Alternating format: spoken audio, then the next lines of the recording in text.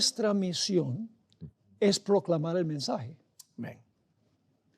O sea, misión y mensaje tienen que ir juntos. No son lo mismo. ¿Y cuál es nuestro mensaje como adventistas del séptimo día? Los mensajes de los 3 ángeles. Es nuestro mensaje. La hermana White dice que nada más debe atraer nuestra atención sino proclamar los mensajes de los 3 ángeles, que en realidad esos mensajes contienen toda nuestra doctrina. Cuando uno mira con cuidado, contiene toda nuestra doctrina. Y claro, nosotros proclamamos los mensajes de los 3 ángeles por nuestro testimonio personal y también a través de una cátedra, enseñando con la boca. La Biblia dice que por testimonio, el Evangelio por testimonio personal y también enseñanza. Si enseñamos una cosa y luego pasa como ese individuo, entonces uno se pregunta si en realidad la persona está bien fundamentada. Bueno, hay muchos puntos claves en la Gran Comisión que posiblemente no hemos visto. La clave es que Jesús dice, toda potestad, en realidad una mejor traducción es, toda potestad me fue dada en el cielo y en la tierra. Y sabemos que le fue dada cuando Él ascendió la mañana de la resurrección al Padre. Toda autoridad, ¿no? Toda autoridad, sí, porque la palabra es exusía, no es poder en sentido de dinamis. Pero esa es la clave, toda potestad me es dada en el cielo y en la tierra. Ese es el poder. La misión sin poder no funciona. No funciona. Ahora, ¿cómo usó Jesús esa potestad? El día del Pentecostés derramó el don que el Padre le dio a Jesús, Él se lo derramó a los discípulos. Y por eso uno mira a Pedro y a Juan, especialmente Pedro.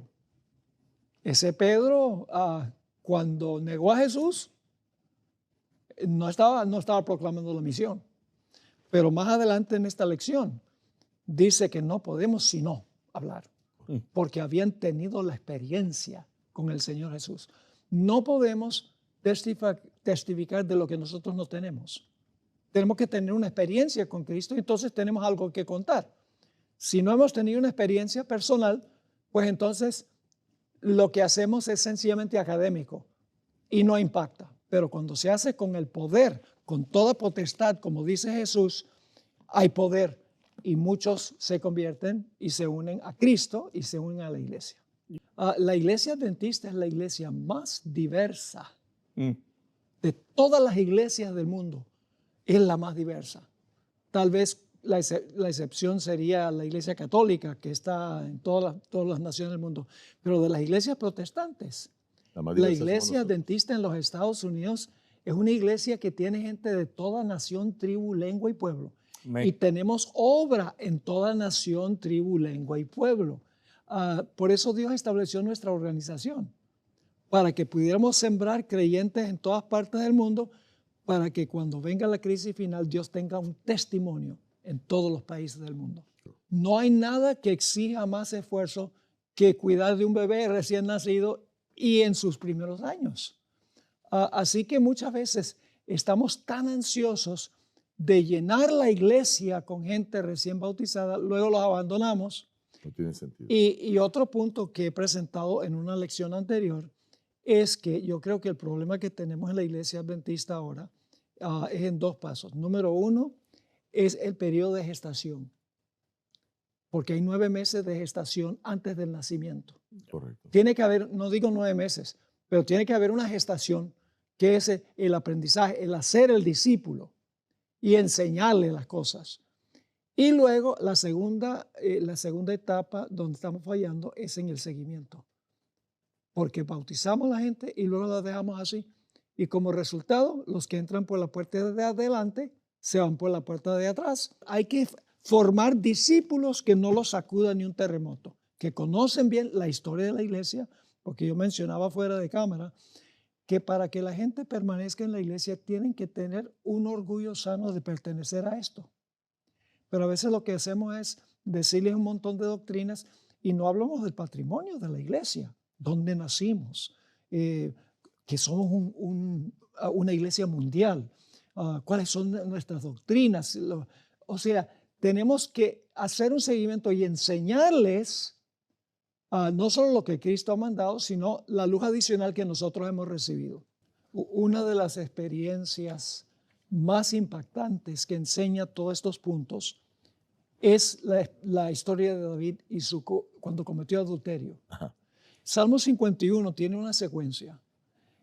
Al principio David dice: ten piedad de mí, oh Dios, conforme a tu misericordia, conforme a la multitud de tus piedades, borra mis rebeliones, lávame más y más de mi maldad y límpiame de mi pecado.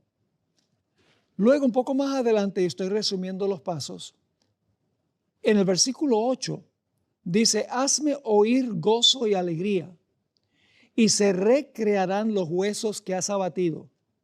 Esconde tu rostro de mis pecados y borra todas tus maldades. Luego dice: crea en mí un corazón limpio. Pero la clave que quiero recalcar es en el versículo 13, donde después de la experiencia de perdón y pureza, él dice: entonces enseñaré a los transgresores tus caminos, y los pecadores se convertirán a ti.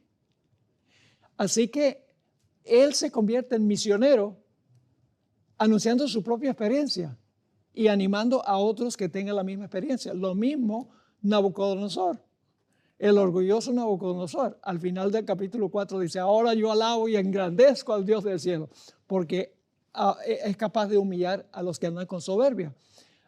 Es decir, que no podemos compartir una experiencia que no hemos tenido. Correcto. Por lo menos con entusiasmo. No. Podemos hacer la rutina, pero necesitamos tener la experiencia primero.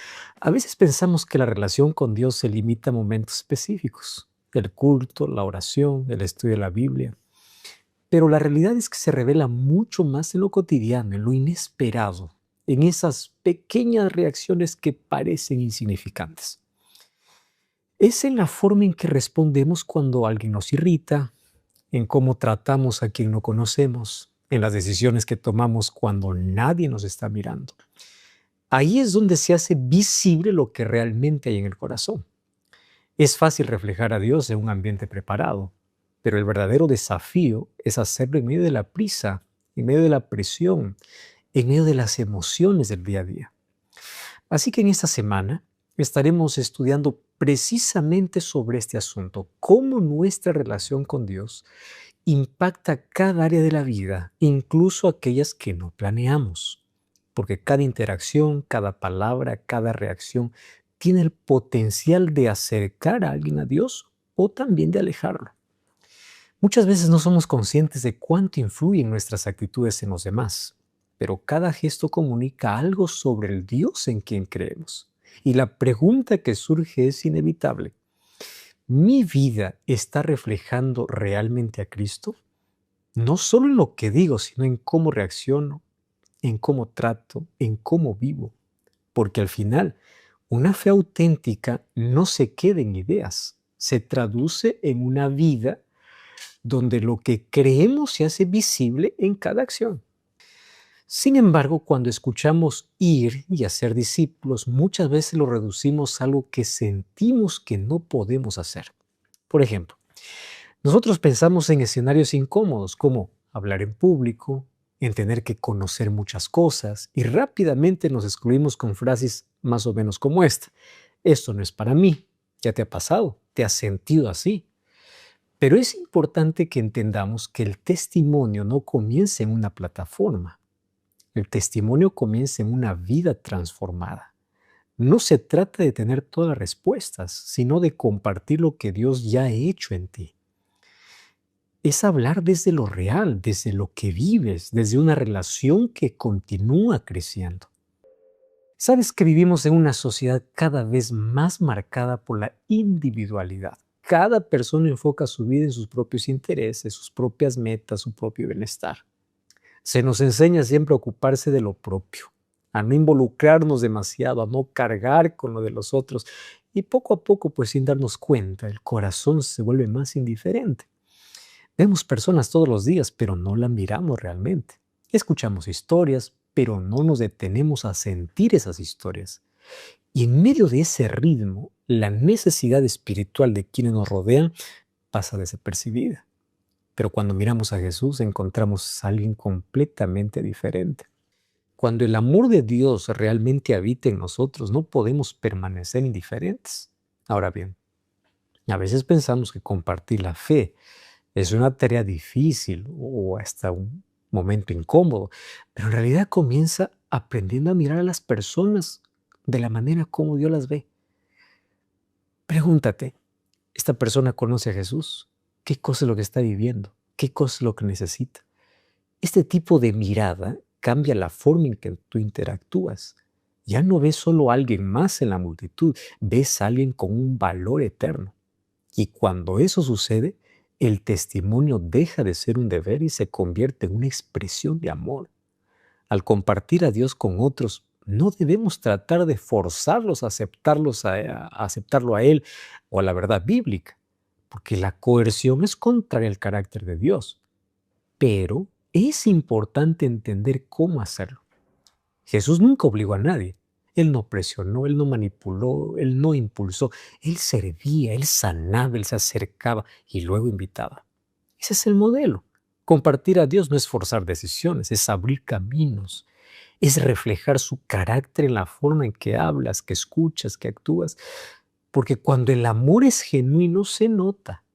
Y cuando se nota abre puertas que ningún argumento puede abrir.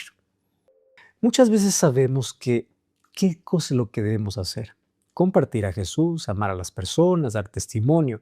Eso lo tenemos claro. El desafío aparece en cómo hacer. Por ejemplo, cómo empezar una conversación, cómo no incomodar, cómo saber el momento correcto. Y es ahí donde muchos se detienen.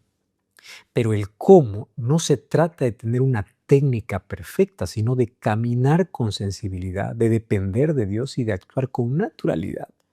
No necesitas un método complicado.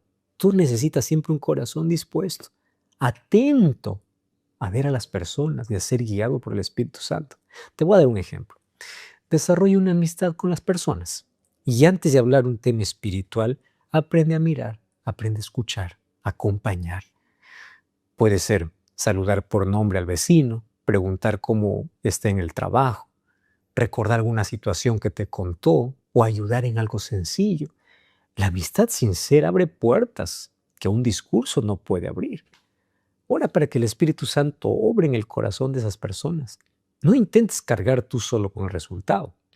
Tú puedes orar así: Señor, prepara el corazón de esa persona y dime, muéstrame cómo hablar. Tal vez Dios sabe una conversación inesperada, una necesidad puntual, un momento de confianza. Y ahí es el momento para hablar sobre ese Jesús maravilloso que transformó nuestra vida. Busca maneras naturales de hablar de tu experiencia de fe. Es natural que cuando vemos a alguien alejarse de Dios, especialmente si es alguien cercano, sintamos dolor, frustración y hasta desánimo. Y hay preguntas que no siempre tienen respuestas. Por ejemplo, ¿qué pasó? ¿En qué fallamos? ¿Por qué eligió ese camino? Y no tenemos cuidado. Si nosotros no tenemos cuidado, ese dolor puede transformarse en dureza.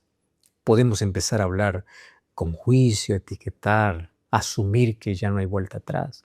Sin darnos cuenta, el corazón se cierra y en lugar de reflejar el carácter de Dios, comenzamos a reaccionar desde la herida. Cuando alguien que ama se ha alejado de Dios, una de las mayores luchas no es solo lo que esa persona vive, sino cómo tú te posicionas frente a eso. Es fácil caer en la frustración, en el intento de corregir, en el peso de querer cambiar algo que no está en tus manos. Pero la Biblia nos lleva a un lugar distinto. No a controlar, sino a confiar. No a imponer, sino a reflejar. La recuperación no comienza en nosotros, sino en el corazón fiel de Dios. Por eso la manera en que te relacionas con esa persona importa más de lo que imaginas. Tus palabras, tus silencios, tus reacciones, todo comunica. Y ahí es donde el Espíritu de Dios quiere obrar primero en ti.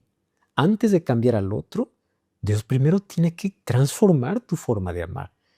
Te invita a soltar la carga de juicio, a entregar la tristeza y a permitir que Él ponga en ti un amor diferente, que sea paciente, constante, lleno de gracia, Un amor que no aprueba lo incorrecto, pero que nunca deja de esperar, que evita la crítica, deja el chisme, no señales ni expongas, porque eso no restaura, eso aleja. En lugar de eso, aprende a mirar a esa persona como Jesús lo mira, con compasión, con paciencia, con esperanza, con misericordia. Piensa en cómo te gustaría que Dios te tratara en tus propios momentos de debilidad y desde ahí comienza a actuar.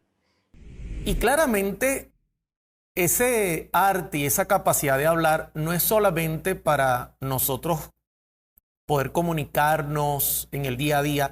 No, realmente Dios quiere que usemos todos estos dones y talentos para nosotros poder predicar su evangelio, compartir con otros, dar palabras de aliento, pero sobre todo, el testimonio es clave. Necesitamos sin duda la ayuda del Espíritu Santo.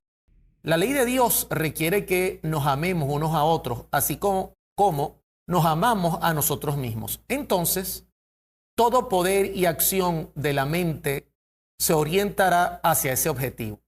Hacer todo el bien que sea posible. Cuán placentero es para el dador de los dones que los retengamos y manifestemos su poder a otros. Estos dones son el nexo entre Dios y los seres humanos y revelan el Espíritu de Cristo y los atributos del cielo. El testimonio que nace del amor y no de la obligación. La gran verdad que atraviesa toda esta lección es que Dios nunca llamó a sus hijos simplemente a transmitir información religiosa, sino a reflejar el carácter de Cristo ante el mundo. Muchas veces los creyentes piensan que testificar consiste exclusivamente en predicar, enseñar doctrinas o presentar estudios bíblicos complejos. Sin embargo, el Evangelio muestra que el testimonio más poderoso surge de una vida transformada. Jesús no dijo únicamente enseñen, sino hagan discípulos, porque un discípulo es alguien cuya vida revela la presencia de su Maestro. Por eso la verdadera evangelización comienza mucho antes de abrir la Biblia o pronunciar un sermón. Comienza cuando Cristo transforma el corazón, modifica nuestras reacciones, purifica nuestras palabras y llena nuestras relaciones de gracia. El relato introductorio del pastor que perdió el control mientras conducía nos recuerda una realidad solemne. Nunca sabemos quién nos está observando. Cada gesto, cada palabra y cada actitud pueden acercar a alguien a Cristo o alejarlo de Él. En un mundo cansado de discursos religiosos pero hambriento de autenticidad, Dios sigue buscando hombres y mujeres cuya vida predique incluso cuando sus labios permanecen en silencio. La lección también enfatiza que el motor de toda misión genuina es el amor. Jesús soportó jornadas agotadoras, multitudes exigentes, críticas constantes y oposición feroz porque veía a las personas con compasión. Él no contemplaba simplemente rostros, contemplaba destinos eternos. Mientras muchos observaban una multitud, Cristo veía ovejas sin pastor. Esa misma mirada es la que el Espíritu Santo desea desarrollar en nosotros. Cuando el amor divino llena el corazón, la misión deja de ser una obligación pesada para convertirse en una necesidad interior. Jeremías describió esta experiencia como un fuego encerrado en sus huesos que no podía contener. El cristiano que ha comprendido la profundidad de la gracia de Dios no comparte el Evangelio para ganar méritos, recibir reconocimiento o cumplir una cuota espiritual. Lo hace porque resulta imposible permanecer indiferente después de haber experimentado personalmente el perdón, la restauración y el amor de Cristo. La evangelización auténtica no nace de la presión humana, sino de un corazón agradecido que ha sido profundamente impactado por la misericordia divina. Sin embargo, esta misma lección nos recuerda un principio fundamental del carácter de Dios. El amor nunca obliga. Desde el Edén hasta nuestros días, el Señor ha respetado la libertad humana incluso cuando esa libertad ha sido utilizada para rechazarlo. Dios permitió que Adán y Eva eligieran, permitió que muchos rechazaran el arca en tiempos de Noé, permitió que Israel se apartara repetidas veces, y permitió que incluso algunos discípulos abandonaran a Jesús. Esto nos enseña que el propósito del testimonio no es controlar conciencias, sino presentar a Cristo de manera tan hermosa que las personas deseen seguirlo libremente. La verdad jamás necesita violencia para triunfar. porque posee poder inherente cuando es acompañada por el Espíritu Santo. Por eso, el creyente debe evitar toda actitud de superioridad, presión o condenación. La misión cristiana no consiste en ganar discusiones, sino en ganar corazones. No consiste en imponer argumentos, sino en revelar a un Salvador. Esto nos invita a una profunda reflexión personal. Antes de preguntarnos cuánto estamos predicando, deberíamos preguntarnos cuánto estamos creciendo en Cristo. Pedro exhorta a crecer en gracia y conocimiento, porque el testimonio más convincente siempre será una vida que refleje una transformación progresiva. El mundo necesita ver cristianos que reaccionan diferente, aman diferente, perdonan diferente y viven diferente.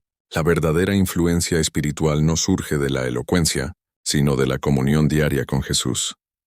Pedro y Juan impactaron a las autoridades no porque fueran hombres extraordinariamente educados, sino porque era evidente que habían estado con Jesús. Ese sigue siendo el secreto hoy. La pregunta central no es cuánto sabemos acerca de Cristo, sino cuánto de Cristo puede verse en nosotros. Cuando nuestra vida se convierte en una evidencia viviente de la gracia divina, entonces nuestras palabras adquieren autoridad espiritual, y nuestro testimonio se transforma en un instrumento poderoso en las manos de Dios. Porque al final, el mundo puede discutir nuestras doctrinas, pero difícilmente podrá negar una vida auténticamente transformada por el amor de Jesús. La esperanza de Dios para los que se han alejado y el poder de una vida consagrada a uno. De los mensajes más conmovedores de esta lección, aparece cuando el estudio dirige nuestra atención hacia Efraín, el hijo errante, símbolo de aquellos que alguna vez caminaron con Dios pero que posteriormente se alejaron de él. Desde una perspectiva humana, la historia de Efraín parece una historia de fracaso espiritual, rebeldía e infidelidad. Sin embargo, desde la perspectiva divina, es una historia de amor persistente. Lo extraordinario no es solamente que Efraín se apartó, sino que Dios nunca dejó de buscarlo. A través de las palabras de Jeremías, contemplamos el corazón de un padre que sigue llorando por sus hijos perdidos, que sigue recordándolos cuando ellos ya no lo recuerdan a él, y que continúa extendiendo misericordia cuando todo parecería indicar que el juicio debería prevalecer. Este retrato divino destruye la imagen de un Dios distante e indiferente. Por el contrario, revela a un Padre cuyo amor permanece inalterable aun cuando sus hijos han escogido caminos equivocados. ¿Qué esperanza tan poderosa existe en esta verdad para quienes oran por hijos, familiares, amigos o hermanos de iglesia que se han apartado del Señor? Dios los sigue viendo, sigue llamándolos y sigue trabajando silenciosamente en sus corazones. Esta realidad también desafía profundamente nuestra manera de relacionarnos con aquellos que se han alejado de la fe. Muchas veces la frustración, la tristeza o incluso la decepción pueden endurecer nuestro espíritu. Corremos el riesgo de etiquetar a las personas por sus errores actuales y olvidar que Dios continúa viendo en ellas posibilidades de redención. Mientras nosotros observamos la distancia espiritual, Dios contempla el potencial de restauración. Mientras nosotros vemos las heridas, Él ve la sanidad futura. Mientras nosotros vemos la caída, Él ve la posibilidad del regreso. Por eso, el creyente está llamado a reflejar esa misma actitud divina. En lugar de convertirse en juez, debe convertirse en intercesor. En lugar de alimentar la condenación, debe alimentar la esperanza. En lugar de alejarse emocionalmente, debe permanecer disponible para que el amor de Cristo siga fluyendo a través de él. La restauración espiritual rara vez ocurre mediante críticas o reproches constantes. Frecuentemente ocurre cuando una persona encuentra a alguien que continúa creyendo en ella, porque Dios sigue creyendo en ella. La lección presenta entonces un principio extraordinariamente poderoso. Muchas veces el instrumento más efectivo para traer de regreso a una persona no es un argumento, sino una vida transformada. Jesús mismo ilustró esta verdad en la experiencia de Pedro. Aunque Pedro cayó profundamente, Cristo no lo abandonó. Oró por él, creyó en él y lo restauró. Del mismo modo, nuestras palabras tendrán poco impacto si nuestra vida contradice aquello que proclamamos. Pero cuando alguien observa en nosotros una paz que no depende de las circunstancias, una esperanza que resiste las tormentas, y un amor que permanece aún en medio del rechazo, comienza a percibir algo sobrenatural. El carácter de Cristo manifestado en la vida diaria constituye uno de los testimonios más poderosos que existen. Las personas pueden resistirse a una doctrina, debatir una interpretación o cuestionar una creencia, pero encuentran mucho más difícil ignorar la evidencia visible de una vida transformada por la gracia de Dios. La conclusión de esta lección nos conduce al centro mismo de toda experiencia cristiana: ser arraigados y cimentados en el amor de Cristo. La misión, el testimonio, la evangelización y la restauración de los perdidos no son objetivos aislados. Son el resultado natural de una relación profunda con Jesús.